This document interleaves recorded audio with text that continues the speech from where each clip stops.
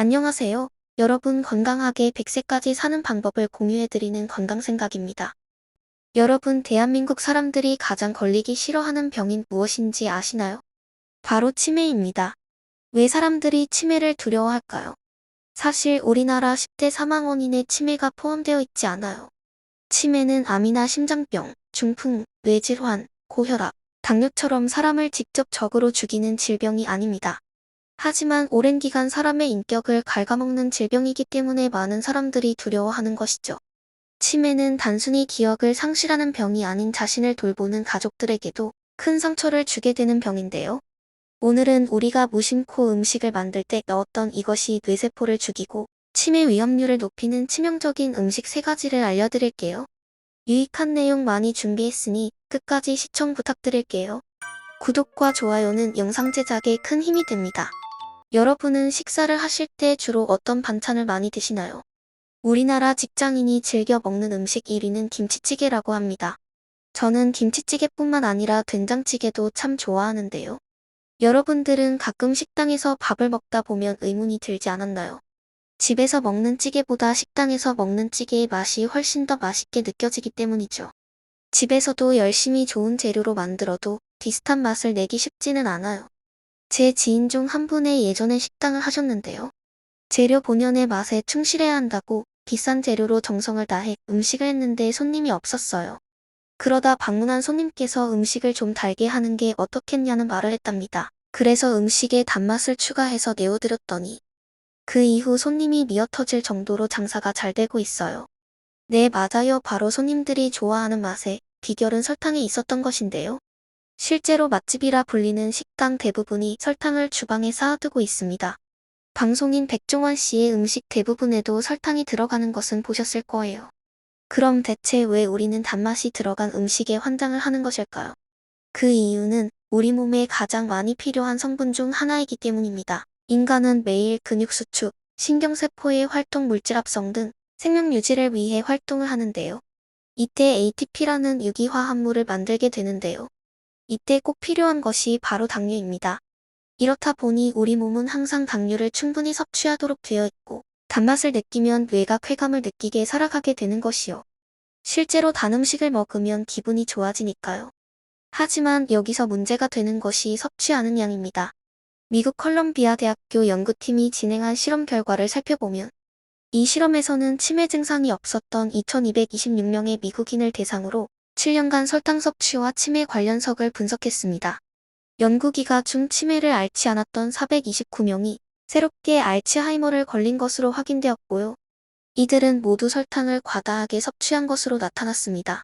실험 결과를 살펴보면 우리가 매일 먹는 음식이나 음료에 2.5티스푼의 설탕만 추가해도 치매에 걸릴 위험이 53%나 높아졌다고 발표했습니다. 콜라와 같은 가당음료를 매일 마시는 사람은 3개월에 한 번씩 마시는 사람보다 치매 위험률이 47%나 높아지는 것으로 나타났습니다. 한 티스푼의 설탕량이 약 2.5g인데 콜라 한 캔에 설탕량이 39g인 건 보면 이 결과는 당연한 결과입니다. 알츠하이머병은 치매의 가장 큰 원인이기 때문에 설탕 섭취는 꼭 제한해야 합니다. 세계보건기구에서 제시한 하루 적정 설탕 섭취량은 약 25g 미만입니다. 나는 콜라나 찌개를 먹지 않아서 괜찮다고 생각하시는 분들이 있을 수 있는데요. 지금 우리가 섭취하는 거의 모든 음식에 설탕이 들어가 있습니다. 커피, 에이드, 떡 등등 설탕이 들어간 음식이 아주 많습니다. 확 줄이진 못하더라도 꼭 조심하시고 천천히 줄여가는 것이 좋습니다. 두 번째로 치매 위험률을 높이는 최악의 식품은 바로 가공육입니다. 가공육을 섭취하면 치매 위험률을 높인다는 연구 결과는 아주 많이 있는데요. 영국 리즈대학교가 전한 보도자료에 따르면 리즈대학교 영양역학 과학자들로 구성된 연구팀이 50만 명의 데이터를 조한 결과 하루에 25g의 가공육을 섭취하는 것이 치매 발병률을 44% 높인다고 밝혔습니다. 베이컨이나 햄 등 다양한 가공육은 제조 과정에서 다양한 첨가물이 들어가기 때문에 설탕만큼이나 치매 발병률을 높일 수 있어요. 더 중요한 건 가공육을 섭취할 때 그냥 드시진 않으시죠? 대체로 가공육 자체가 굉장히 짜기 때문에 빵이나 감자, 옥수수 등 다양한 음식물과 섭취하실 텐데요.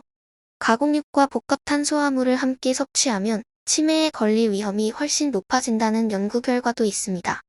프랑스 보르도대 연구팀은 평균 78세의 치매 환자 209명과 치매가 없는 418명을 대상으로 연구를 진행했는데요. 연구팀은 이들의 평소 식습관에 대한 설문조사를 진행한 후 2, 3년마다 건강검진을 하며 12년간 추적 관찰했다고 합니다. 그 결과 치매 환자들은 가공육을 먹을 때 감자, 곡류 등 복합탄수화물을 함께 먹는 경우가 많았습니다. 반면 치매에 걸리지 않은 사람들은 가공육 섭취량도 적었으며 고기를 먹을 때 채소나 해산물 등 다양한 음식과 함께 먹었다고 합니다. 복합탄수화물을 단순 탄수화물과 다르게 인체 내에서 천천히 소화되도록 작용해 다이어트 식품으로 알려졌지만 가공육과 함께 먹으면 치매 위험물이 높아진다는 의외의 결과가 나왔습니다. 웬만하면 가공육은 드시지 않는 것이 좋지만 먹어야 한다면 다양한 채소와 함께 드시는 것이 몸에 더 이롭습니다. 세 번째는 항생제입니다. 항생제는 음식은 아니지만 우리가 평소에 꽤 많이 복용하고 자주 접하고 있죠. 최근 하버드대 연구팀은 중년 여성의 항생제 복용이 인지 능력에 영향이 미치는지 알아보기 위해 연구를 진행했습니다. 항생제를 2개월 이상 복용한 그룹은 그렇지 않은 그룹에 비해 인지 능력이 저하된 것으로 나타났고 뇌가 또래에 비해 약 3에서 4년 더 노화가 진행된 것을 발견했습니다. 연구팀은 장기적으로 항생제를 복용하게 되면 장내 미생물의 변화가 오고 이것이 뇌에 영향을 미쳐 인지 능력이 저하된 것으로 보고 있다고 설명했습니다. 또 우리나라 서울대의 가정의학과 박상민 교수 연구팀에서 발표한 결과를 주목해야 하는데요. 연구팀은 항생제를 장기간 복용 시 치매 발생 위험이 높아진다고 연구 결과를 발표했습니다. 40대 이상 성인을 대상으로 91일 이상 항생제를 처방받은 사람은 치매 발생 위험이 44% 높다고 발표했습니다. 그렇다면 이런 위험 요소를 가진 항생제를 언제 복용해야 할까요? 보통 우리가 감기에 걸리면 병원에 가서 항생제가 포함된 약을 처방받아 오게 되죠. 하지만 사실 감기의 원인 바이러스만 수백 종이기 때문에 치료약이 없습니다. 그럼에도 불구하고 감기 환자 10명 중 4명은 항생제를 처방받는 것으로 나와 있는데요. 이런 과다 처방은 OECD 국가 중 우리나라가 크게 높은 수준이라고 합니다. 또 식약청에서는 감기 환자가 급속히 늘고 있지만 일반적으로 알고 있는 사실과 달리 항생제가 필요 없는 경우가 많다고 지적했습니다. 항생제를 자주 복용하게 되면 내성이 생길 위험도 커지게 되는데 이런 내성이 병원성 세균에게 생기게 되면 항생제가 우리 몸에 듣지 않아 더 치료가 어려워진다고 합니다. 그렇게 되면 더 강력한 항생제를 쓰게 되기 때문에 악순환의 반복입니다. 그래서 항생제가 꼭 필요한 경우가 아니라면 신중을 기하셔야 합니다. 하지만 감기를 앓다가 폐렴이나 기관지염으로 발전한 경우에는 항생제가 꼭 필요하니 전문가와 상의를 통해 꼭 처방받으세요. 오늘은 치매를 부를 수 있는 최악의 음식에 대해 알아봤는데요. 내용이 유익했다면 주변 지인에게 공유해주세요. 구독과 좋아요는 영상 제작에 큰 힘이 됩니다. 다음 시간에는 더 유익한 정보를 찾아뵐게요. 감사합니다.